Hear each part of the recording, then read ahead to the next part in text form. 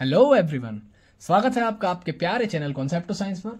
मेरा नाम है निकेत और आज के इस वीडियो में अपनी 3 मिनट सीरीज को कंटिन्यू रखते हुए हम जिस टॉपिक को कवर करने वाले हैं ना, उसका नाम है व्हीटस्टोन ब्रिज, जो कि आपके 3rd चैप्टर का बहुत ही इंपॉर्टेंट टॉपिक है। ठीक है, करंट इलेक्ट्रिसिटी का एक ऐसा टॉपिक है जो कि प्रीवियस कई एग्जाम्स में पूछा गया है। ठीक है, तो चलिए इसका डेरिवेशन तो देखेंगे ही, बट पहले थोड़ी सी थ्योरी समझ लेते हैं कि व्हीटस्टोन ब्रिज आखिर है क्या। तो देखिए, सबसे पहले तो व्हीटस्टोन इसका नाम पड़ा कैसे। इसकी डिस्कवरी करी थी सैमुअल हंटर प्रिस्टी नाम के साइंटिस्ट ने, बट उस समय ज्यादा फेमस हो नहीं पाया। फिर आए व्हीटस्टोन नाम के साइंटिस्ट जिन्होंने अपनी थ्योरी में इस कॉन्सेप्ट का यूज किया था, जिससे ज्यादा पॉपुलर हो गया और इसीलिए इसे व्हीटस्टोन के नाम से ही जाने लगा, व्हीटस्टोन ब्रिज के नाम से ही जाना जाने लगा। ये जो होता है ना, इसका काम होता है एक किसी भी अननोन रेजिस्टेंस की वैल्यू कैलकुलेट करना। इसका सेटअप देखिए, 4 रेजिस्टेंस का सेटअप है। एक आप माइनर रेजिस्टेंस जी का भी मान सकते हैं, यानी 5 रेजिस्टेंस का सेटअप है। पी और क्यू की वैल्यू हमें पता होती है। आर होता है रेजिस्टेंस बॉक्स, जिसकी वैल्यू हम घटा बढ़ा सकते हैं सेट करने के लिए, और एस है हमारा अननोन रेजिस्टेंस।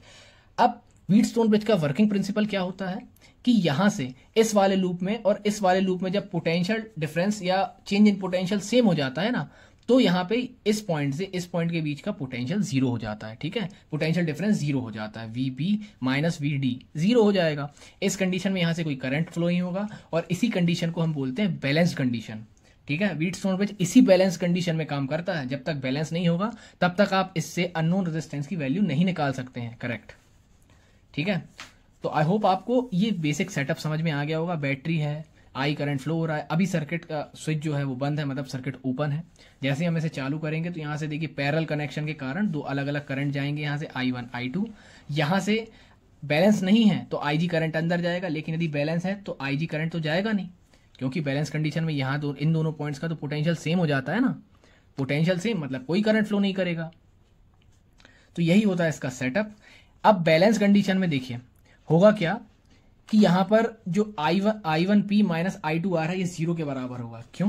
अभी हम करंट की डायरेक्शन में जा रहे हैं तो I1 इंटू P, अब करंट के अपोजिट डायरेक्शन में जा रहे हैं तो I2 इंटू R, इन दोनों का डिफरेंस 0 के बराबर होगा। Similarly I1Q minus I2S is equal to 0। अब इन इक्वेशंस को जब हम सॉल्व करते हैं ना, तो देखिए I1P upon I1Q is equal to I2R upon I2S। तो यहां से हमें जो रेशियो मिलता है रेजिस्टेंसेस का, इसी फॉर्मूले की हेल्प से हम एस यानी अननोन रेजिस्टेंस की वैल्यू कैलकुलेट कर सकते हैं। बस ध्यान ये रखना है कि सर्किट बैलेंस होना चाहिए। ठीक है ना। आई होप आपको ये डेरिवेशन अच्छे से क्लियर हो गया होगा। बस इतना ही था और कुछ भी इसमें अपन ने छोड़ा नहीं है। ठीक है ना। वर्किंग प्रिंसिपल यदि आपको समझना हो तो ये होता है इसका वर्किंग प्रिंसिपल। और व्हीटस्टोन ब्रिज सिर्फ तभी अपना बेस्ट रिजल्ट देता है जब जो चारों रेजिस्टेंस है ना करीब करीब सेम वैल्यू के हो, बहुत ज्यादा डिफरेंस ना हो। और ऐसा भी ना हो कि रेजिस्टेंस की वैल्यू बहुत हाई है या बहुत लो है, क्योंकि इस कंडीशन में जो एक्यूरेसी है ना इस व्हीटस्टोन ब्रिज की थोड़ी सी कम हो जाती है। ठीक है, तो चलिए भाई, वीडियो पसंद आया हो तो लाइक कर दीजिए, फटाफट दोस्तों के साथ शेयर कर लीजिए, और चैनल को सब्सक्राइब नहीं किया है तो सब्सक्राइब कर लो यार।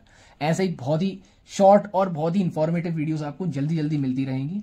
ठीक है, चलिए मिलते हैं नेक्स्ट वीडियो में। Thanks for watching.